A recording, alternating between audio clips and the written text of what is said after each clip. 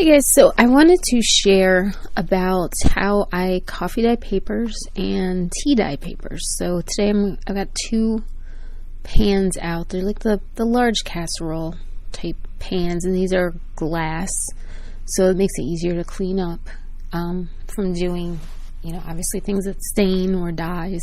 So we're going to do coffee dyeing on the left hand side with hibiscus flower tea. So we're going to combine that in the left pan, and then in the right pan I want to do just the hibiscus flowers.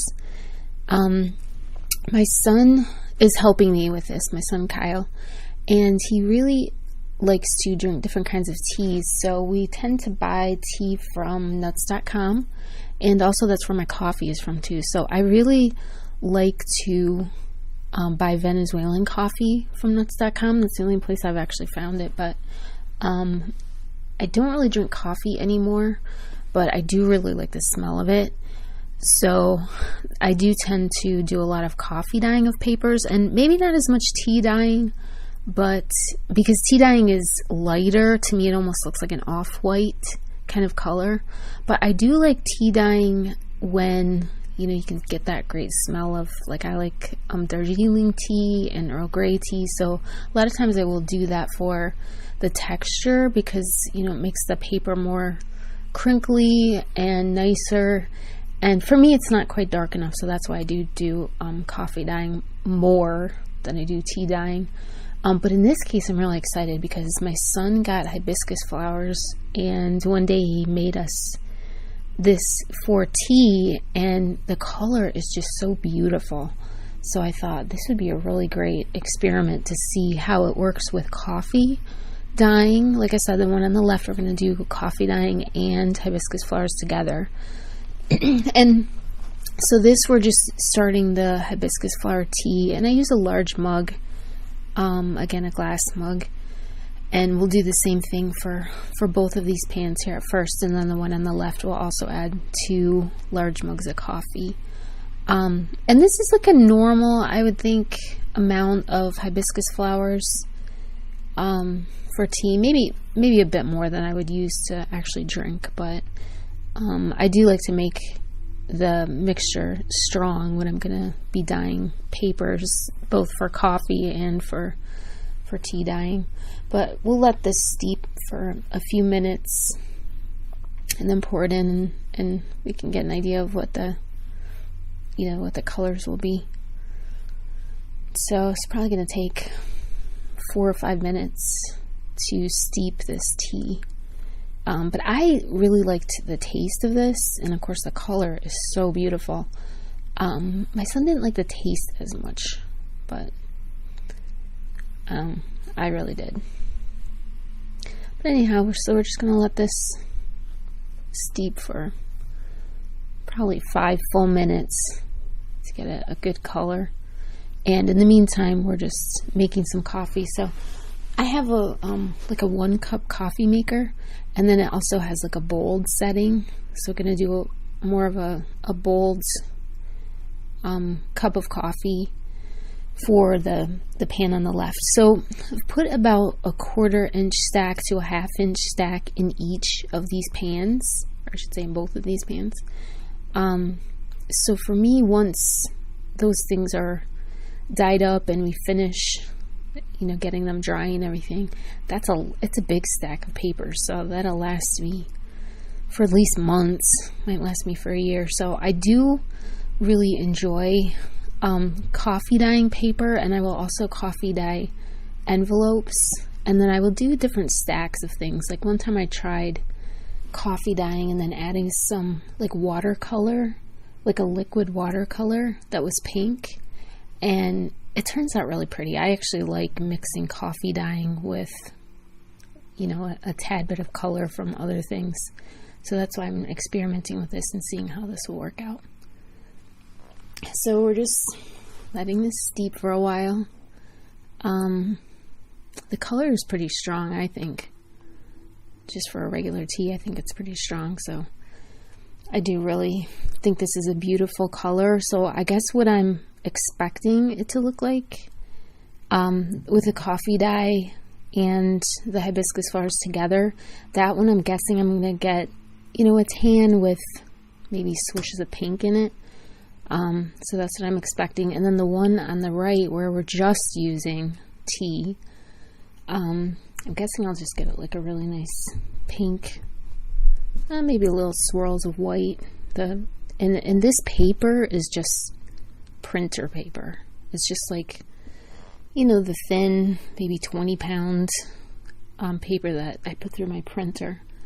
So not anything special. And this is the summer, so normally I would, like if it was the winter time, I would coffee dye paper, and then I would put it in front of my fireplace, kind of like set away maybe a foot or two. And then we have like a fireplace insert, so it's blowing out that air, and then it can just dry it. So I kind of divide it up into stacks, and that dries it pretty quick. Like within a day it might be dry. But I'll show you how we do this, doing this differently in the summer, but not using the oven. So many people they'll get their stack of basically dyed papers and wet papers, and then they'll put it on a tray and be putting it in the oven. So I did try that once, and I do like the texture of it. It's like very crinkly, and I do like it, but I actually prefer kind of letting it air dry. So I'll show you how I do that too. So on the right here, obviously we have our we have one large mug of the hibiscus flowers, and typically when I am dyeing something, I'm using 2 large mugs of whatever it is. So I feel like that gives me enough liquid so that it's kind of saturating all the papers. And like I said, I use about a 1/4 inch stack to about a 1/2 inch stack. And that way I have plenty of liquid in the pan, and it's just easier. So I'll kind of show you how I do this, but this is obviously the first step because I've only got one of these mugs full, and it's just not quite enough liquid to get through this whole stack of papers. So that's what I like doing 2. Now the one on the left will end up actually doing 3 because it'll be 2 of coffee, 1 of the hibiscus flower tea. But see, what I'm doing here is, even though I have a stack of paper, I'm kind of pulling up almost like mini chunks of it. So probably 10 or 15 sheets of paper at a time. Because if I grabbed 1 sheet or 2, just like 2 pieces of paper or 1 piece of paper, it would rip. So I grab it in chunks that are about 10 sheets, maybe 15 sheets. And I'm just doing, like you can see what I'm doing. I'm just like moving it around. And the goal is here to not have 2 sheets stuck together where there's no liquid in between them. So that's what I'm doing. I'm just making sure that every piece of paper is getting saturated with the liquid. And so I just kind of stack and restack, and I will do this periodically so that at the end I'm sure that every piece is kind of sitting in liquid. So here we're adding some kind of strong coffee.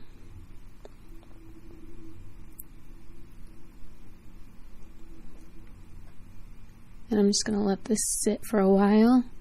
And then I kind of just shuffle these stacks around. And I'll put things, I'll grab a stack and put them upside down or whatever I think needs to be done to make sure that they're really getting a good amount of liquid. And then I usually have, when I'm coffee dyeing, I will usually let it sit for probably 2 to 4 hours. Sometimes if I want it really dark, I will let it sit for the whole day. So I might do it in the morning and then get it at night.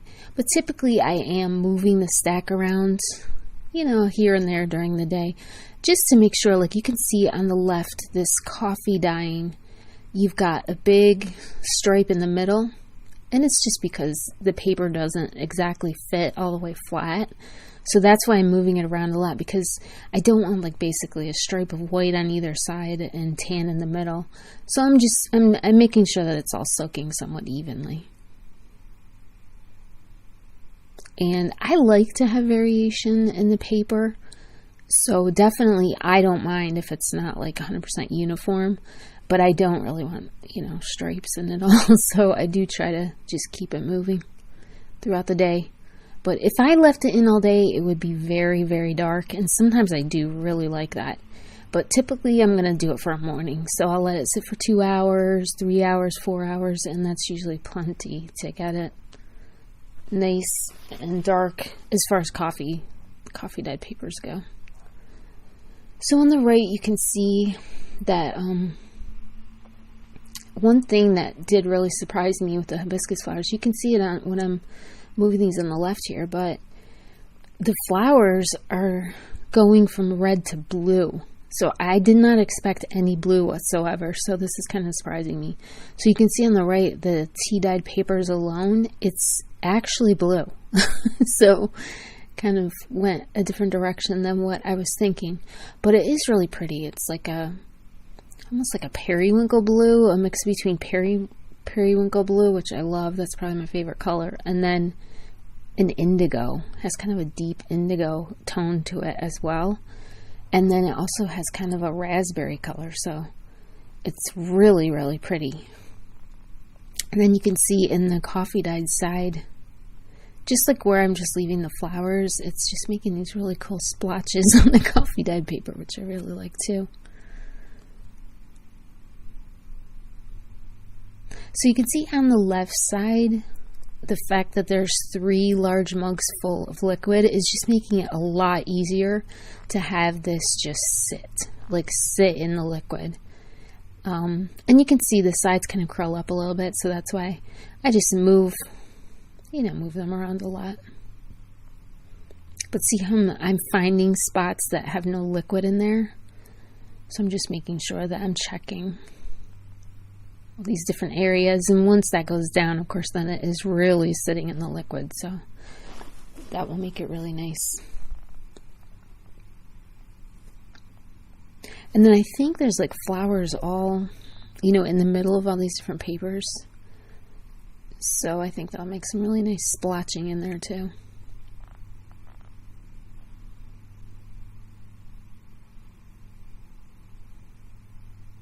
So at this point, I really am just trying to make sure we don't have any white areas. And just getting all of those individual papers. But again, just doing it chunks at a time, because if I do happen to accidentally pull up a corner just by itself, it will rip. Which is okay. I can use that. I just don't want that on maybe every single paper.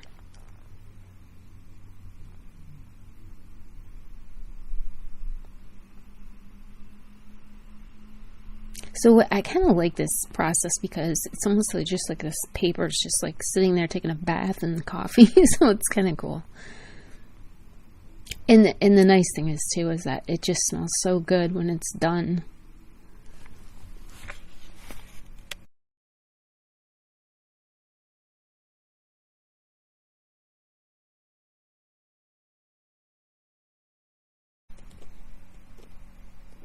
Okay, so I just keep basically repeating this process every so often, and I am taking care here to not transfer the coffee into the one on the right. So you'll probably see me when I'm ready to work with the one on the right, then I will go wipe my hands in a towel or something, because I don't want to get any coffee splotches on the one on the right. So here I'm doing another mug of hibiscus flowers for hibiscus flower tea. But I've really loaded it heavy with tea. So this is going to be a much darker brew than you would normally do that. But I just want to make sure that I have plenty of liquid, because you can see the ones on the right. You see a lot of still the white in the, like I said, it's like printer paper. So I'm still seeing a lot of white. And I typically like to dye papers a little darker. So I just want to make sure I get both the additional liquid in here, because there's not enough liquid. It's actually just the paper is soaking it up. And so now this is the second mug of tea going in, and that will give it plenty of liquid. So I'm going to let this steep for a while, and you can see put some very hot water in there. So it should do a really good job steeping. So we're going to let this sit for a few minutes. And I don't know, again, I love this process. I actually dye like graph paper and envelopes. I do tend to have a few envelopes that come in the mail that have like the really large windows on them. And so those I keep, and I just keep them in a drawer, and maybe when I get 20 or 30, I'll go ahead and dye them. But like the last time I was dyeing paper, I dyed computer paper or printer paper. I did graph paper. I did some like the dot grid paper that I had just gotten from Amazon, and just different things, even junk mail, or when I have paper that, like let's say you print out coupons or something and I don't use them, I put them in like a kind of like a cast off recyclable spot, and that way I can use those papers and dye all of those papers. So I will throw them all in at once. I'll do envelopes, I'll do graph paper. Honestly, I love tea dyeing or coffee dyeing graph paper. Even though the graph paper that I have can run sometimes, it must be like, you know, maybe water reactive ink or something. But even that, I just love the look of it. So I will just throw all different kinds of paper in at once. And, you know, obviously once it's dry, you can pull them all apart and it's no big deal. So you can see here, I'm kind of pulling some stacks to one side, some stacks to the other side, just so that I don't have the edges of the paper white and everything in the middle is dyed. So since I'm kind of putting them back and forth, you know, then they tend to be pretty even when they're finished. And so now I'm just, again, going through this stack and making sure that there's no two pieces of paper stuck close enough together that they're not getting any liquid. So now I've dyed all these papers and I'm putting them, I basically just threw them on a garbage bag, put them in my backyard, because like I said, this is summer, so I don't have heaters going, I don't have my fireplace going, I'm not going to put it in the oven. So I just put the whole stack of paper on a garbage bag, and the thing I like about that is I can still use the garbage bag. I just use it in the garage because it might have some, you know, some liquid on it, so I don't want to get anything in the house messy or whatever. But this is what the stacks look like when they're dry. So I did have them outside just in the hot sun, and there was no wind. If there was, I would have put a you know, like a rock on it or something. But it took probably, you know, a day out in the sun, and then I bring them inside, and I basically just move that stack around just like I do when I'm dyeing it. And that way the wettest papers I will move to the top so they can dry better. So I kind of do a move around the stack operation for probably 2 or 3 days, and at the end of that they're dry, and they look just like this. So I probably have done some pulling those flowers out, but you can see kind of where the flowers landed because I got all these great splotches. So obviously the one on the left is the coffee dye and hibiscus flower tea.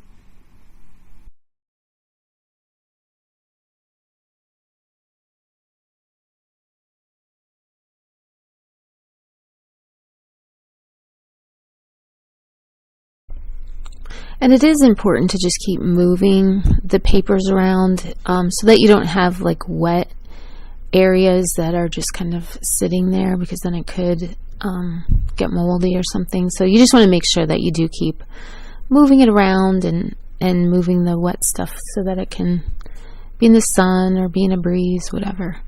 But it is kind of important to make sure that you're pulling anything wet apart and make sure that that is drying.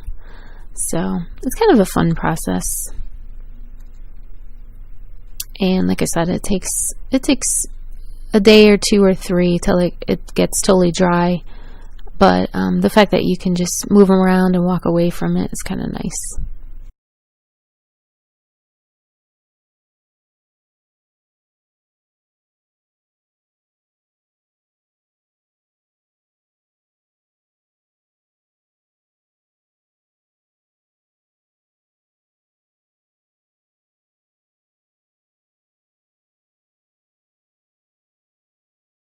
And it is easier, although for me, it is easier to do it in the wintertime when I can just stick a stack of this in front of the heater or in front of my fireplace. Like I said, I keep it about 1.5 feet away because I usually have a pretty strong fire going, so I try to be careful about that.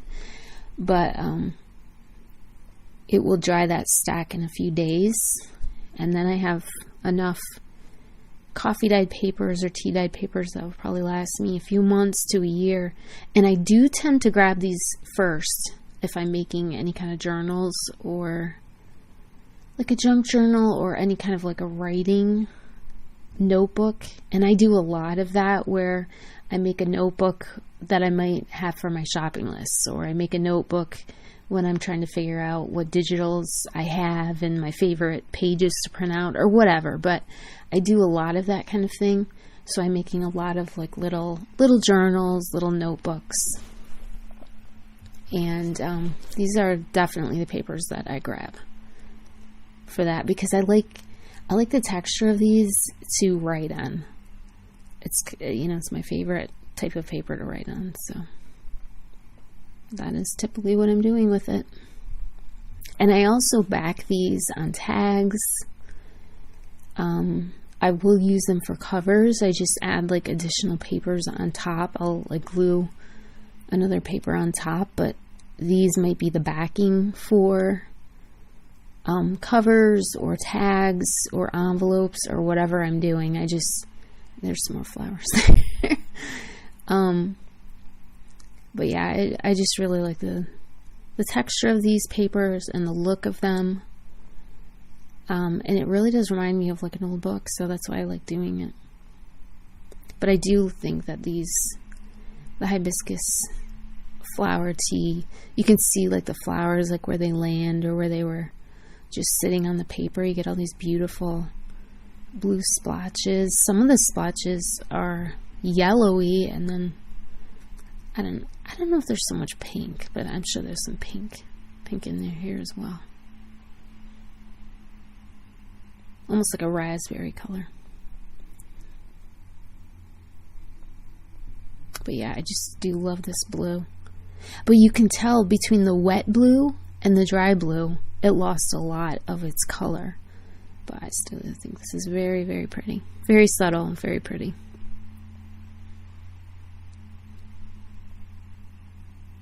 And I don't know if, like, let's say if I get this paper wet, will the blue, is it permanent? Does it, kind of react like a watercolor? I actually don't know. I'm going to have to experiment with that. But anyhow, here's this stack, and I love this. It's like it's such a giant stack of paper, it's not fitting in my drawer. So I had to find a special spot for it. But I'm pretty excited about that. All right, hope you enjoyed this. Hope you do some experimenting with tea dyeing and with coffee dyeing and mixing both. So thanks for watching. I do have another video that I'm going to post about a botanical journal where you'll see coffee dyed papers used in that journal. And then I'm sure that in an upcoming video, you'll see me use those beautiful blue papers. So thank you for watching. Bye-bye.